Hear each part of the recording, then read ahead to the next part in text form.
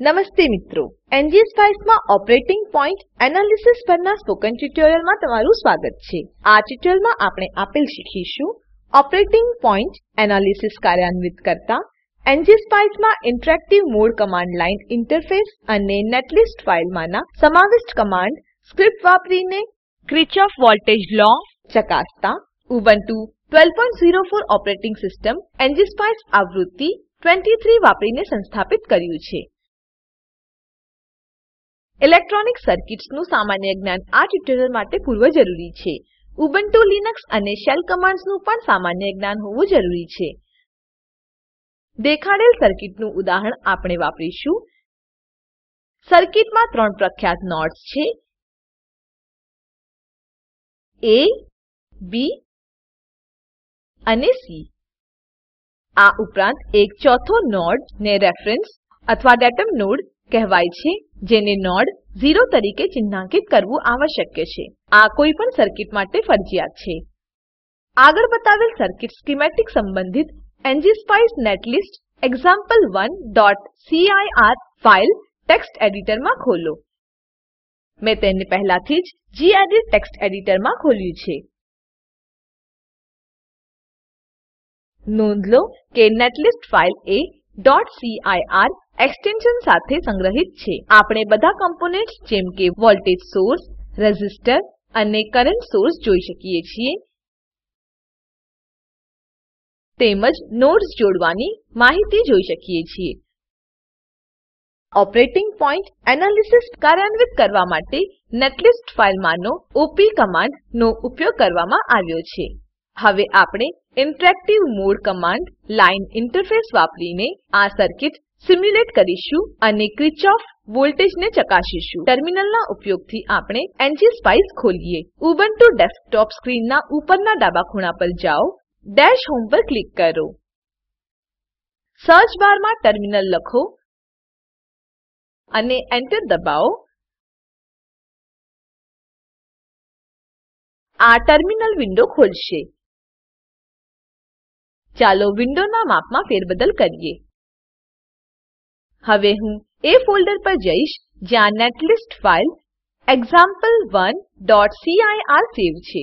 હું તે આપેલ પ્રમાણે કરીશ.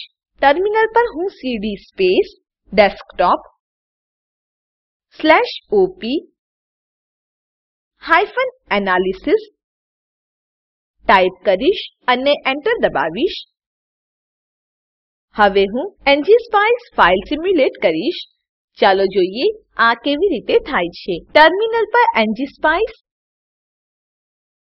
સ્પેસ example1.cir ટાઈપ કરો અને એન્ટર દબાવો. અહીં તમને જાણ થશે કે આપણે એનજીસ્પાઇસ કમાન્ડ લાઇન ઇન્ટરફેસમાં છું. ટાઈપ કરો રન અને એન્ટર દબાવો. આ સર્કિટ સિમ્યુલેટ કરશે અને પરિણામ સંગ્રહિત કરશે. આપણે ઉપરના સિમ્યુલેશન પરિણામ વાપરીને કિર્ચોફ વોલ્ટેજ લો ને ચકાસીશું. કિર્ચોફ વોલ્ટેજ લો અનુસાર બાહ્ય લૂપ આશરે ડીસી વોલ્ટેજ સોર્સ V1 બરાબર હોવું જોઈએ.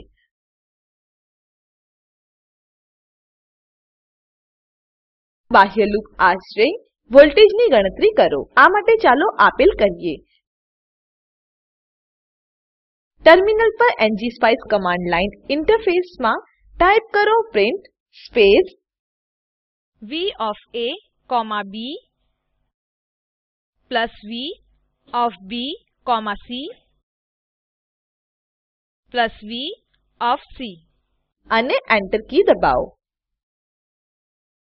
અહીં v of a, b nodes a અને b બંનેમાં વોલ્ટેજ ડ્રોપ દર્શાવે છે. પ્રિન્ટ કમાન્ડ તેની જમણી બાજુએ ઉલ્લેખિત ગણતરીનું પરિણામ દર્શાવે છે. ટર્મિનલ પર પ્રદર્શિત ગણતરીની નોંધ લો. બતાવ્યા પ્રમાણે 30 વોલ્ટ છે. હવે ડીસી વોલ્ટેજ સોર્સ V1 ની ગણતરી કરો, જે VA છે.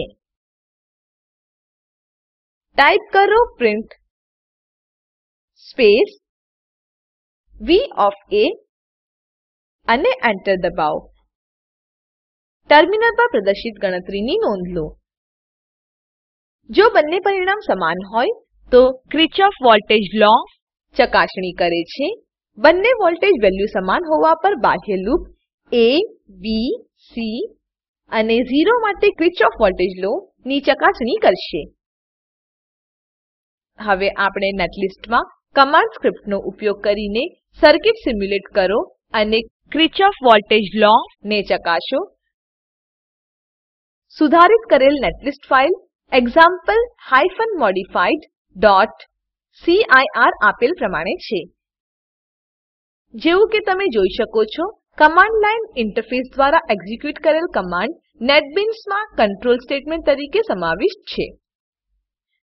એટલે કે .control અને .end C વચ્ચેના સ્ટેટમેન્ટ. ટર્મિનલ વિન્ડો પર એકો કમાન્ડ તેના જમણી બાજુએ લખેલ ટેક્સ્ટને એકો કરશે. તમે જોઈ શકો છો કે નેટલિસ્ટમાં પ્રિન્ટ સ્ટેટમેન્ટ સમાવિષ્ટ છે. હવે સુધારિત કરેલ નેટલિસ્ટ ફાઇલને એક્ઝિક્યુટ કરો. ngSpice સિમ્યુલેટર એન્વાયર્નમેન્ટમાં નેટલિસ્ટ સિમ્યુલેટ કરવા માટે સોર્સ કમાન્ડનો ઉપયોગ કરે છે. ટર્મિનલ પર ટાઇપ કરો સોર્સ સ્પેસ example-modified.cir અને Enter કી દબાવો. આ સિમ્યુલેશન રન કરે છે અને KVL ચકાસણી માટે સીધેસીધું પરિણામ દર્શાવે છે. તમે જોઈ શકો છો કે પરિણામ પહેલા બતાવ્યા પ્રમાણે જ છે. આ તમને ટ્યુટોરીયલના અંતમાં લઈ જશે. ક્વિટ ટાઈપ કરીને ngSpice સિમ્યુલેટરના બહાર આવો અને Enter કી દબાવો. ચાલો સારાંશ લઈએ. આ ટ્યુટોરીયલમાં આપણે શું શીખ્યા? આ ટ્યુટોરીયલમાં આપણે શીખ્યા આપેલ સર્કિટ ઓપરેટિંગ પોઇન્ટ એનાલિસિસ કાર્યાન્વિત કરતા નેટલિસ્ટ ફાઇલમાં સમાવિષ્ટ command interactive mode command line interface દ્વારા ngSpice વાપરીને કિર્ચોફ વોલ્ટેજ લો ને ચકાસતા. આપેલ લિંક પર ઉપલબ્ધ વિડીયો નિહાળો.